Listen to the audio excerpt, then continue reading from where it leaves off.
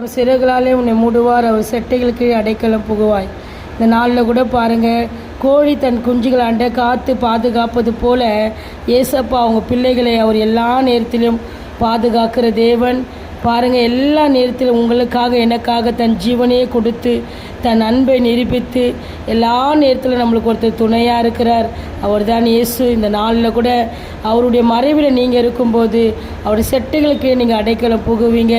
எதை குறித்து சோர்ந்து போகாதீங்க, கவலைப்படாதீங்க. எல்லாவற்றிலும் கர்த்தரே சார்ந்து நம்பிக்கையாக இருங்க. அவருடைய பாதுகாப்பு, அவருடைய அரவணைப்பு, அவருடைய அடைக்கலத்தில் நீங்கள் இருக்கும்போது ஒரு காரியம் உங்களை சேதப்படுத்த முடியாது.